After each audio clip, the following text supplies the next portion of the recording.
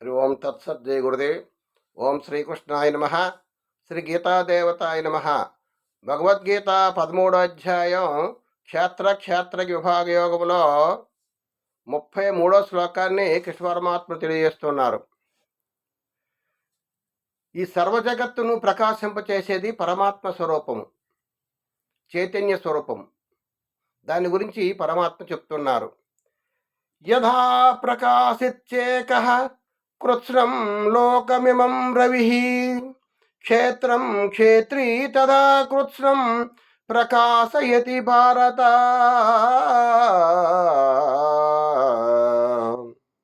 ఒక్క సూర్యుడే ఈ సమస్త జగత్తును ప్రకాశితమనొచ్చినట్లు ఒకే ఆత్మ సర్వప్రాణుల యందును స్థితమై వాటన్నింటినీ ప్రకాశింపచేయుచున్నది, చైతన్యవంతంలో చేయుచున్నది.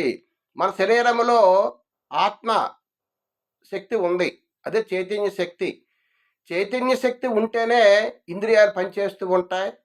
మనం వింటున్నాము, చూస్తున్నాము, ఊపిరి తీసుకుంటున్నాను, ప్రాణము కూడా గతాగతం అవుతుంది.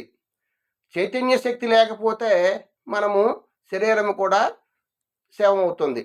ఆ విధంగా స్వామి ఏం చెప్తున్నారంటే, ఒక్క సూర్యుడే ఈ సమస్త జగత్తును ప్రకాశింపచేయనట్లు సూర్యభగవానుడి ప్రకాశ ఈ ప్రపంచ ఈ సర్వ సృష్టిని కూడా ప్రకాశింపచేయనట్లు జగత్తును ఒకే ఆత్మ సర్వప్రాణుల యందును స్థితమై వాటన్నింటినీ ప్రకాశింపచేయుచున్నాడు. ప్రతి శరీరములో ఆత్మశక్తి ఉంది.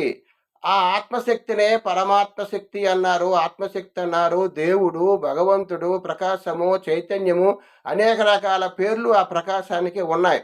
చాలామంది ఏంటంటే భగవంతుడు అంటే వేరేగా ఉన్నాడు, దేవుడు అంటే వేరేగా ఉన్నాడు అని అనుకుంటాం. అంతా కూడా పరమాత్మ శక్తి ఒక్కటే. సర్వ సృష్టిలో, జగత్తులో, పిపీలకాది బ్రహ్మ పర్యంతము దేవతల్లో కూడా, బ్రహ్మ విష్ణు మహేశ్వరుల్లో కూడా, ఆదిపరాశక్తులు కూడా ఉండేటువంటిది ఒక పరమాత్మ శక్తి ఒక్కటే. ఆ పరమాత్మ శక్తి అనేక దేవతలుగా అనేక రూపాల్లో అనేక రకాలైనటువంటి దేవత రూపంలో ప్రకాశింప చేస్తుంది. ఈ పంచభూతాల్లో ఉన్నటువంటి పరమాత్మ శక్తి ఒకటే. సమస్త జీవరాశుల్లో ఉన్నటువంటి పరమాత్మ శక్తి ఒకటే. ఈ మానవ దేహంలో ఉన్నటువంటి పరమాత్మ శక్తి ఒకటే. మనము ఏ శరీరాన్ని చూసినా సరే, ఏ జీవిని చూసినా సరే ఇందులో పరమాత్మ శక్తి ఉంది.